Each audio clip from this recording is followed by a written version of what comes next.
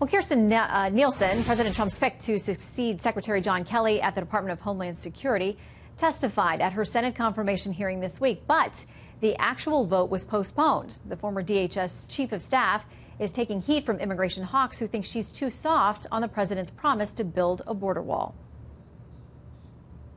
There is no need for a wall from sea to shining sea. Joining me now, Arizona Congresswoman Martha McSally. And, that wall, of course, would run through Arizona. So we want to talk to her about that. She's also rumored to be considering a run to replace current Senator Jeff Flake, who says he's not going to run again. Congresswoman, welcome tonight. Hey, Shannon, how are you? Very good. Now, I want to ask you because Kirsten Nielsen has taken some heat over what she said there, but I know that you, too, have said you don't think a physical wall is necessarily the answer. Does that make you soft on this immigration issue? It's absolutely not what I've said, actually. I'm one of 9 members of Congress that represents a southern border district. And because of my leadership on border security, we've got transnational criminal organizations trafficking through my community. I now chair the Border and Maritime Security Subcommittee. As a freshman, I was given that leadership role. So we know all too well in Arizona what it's like to have these cartels coming through our communities with drugs and weapons and human trafficking. And we need a better strategy that absolutely includes a border wall and physical infrastructure where appropriate. That's what the president said. I agree with that. But we also need, in addition to that, more agents. We need the technology for fixed and mobile towers, sensors, airborne assets, manned and unmanned, and all the above intelligence-driven operations to stop these cartels and the impact that it's having in our communities. I've held multiple hearings on this issue, and I'm going to continue to lead on this issue to make sure that we secure our border and secure our communities and our country. Okay, I want to play a little bit of an ad that comes from a group that's opposing you and give you a chance to answer some of the charges. Here's a little bit of what they have to say. McSally voted twice to protect Barack Obama's unconstitutional amnesty program.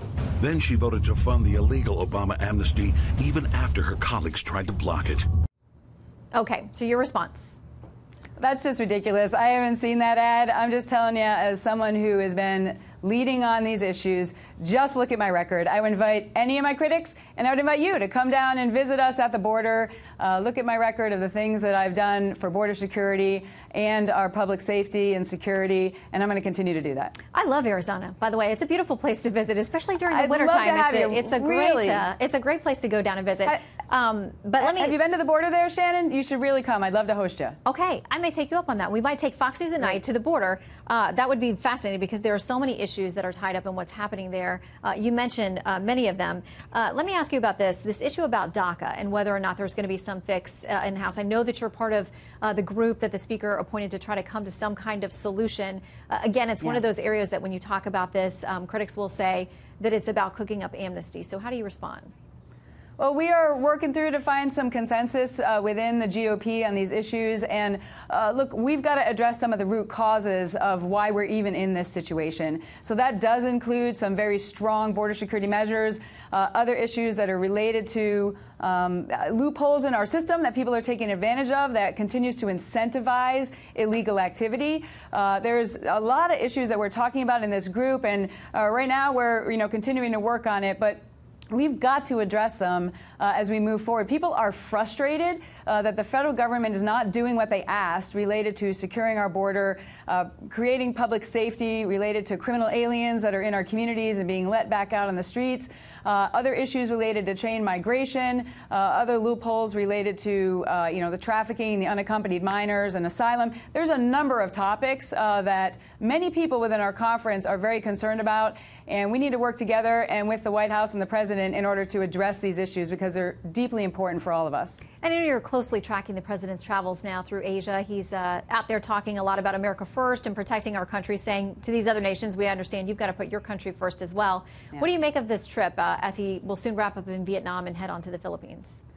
Well, this has been a crucial trip to a very important region, and his leadership has been vital. The speeches that he's made, specifically when he was in South Korea, North Korea being the threat that it is. I mean, I served in the military for 26 years. This is a very serious potential existential threat.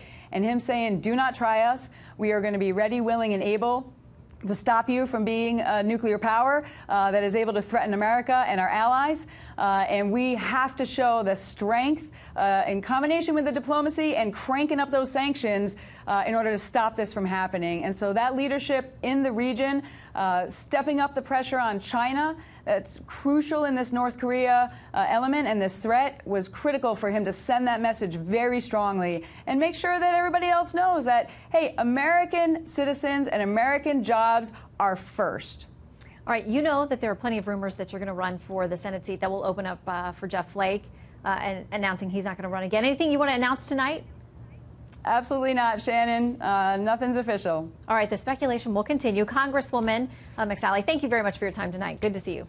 Thanks, Shannon. We'll see you down at the border. All right, I'm going to take you up on it.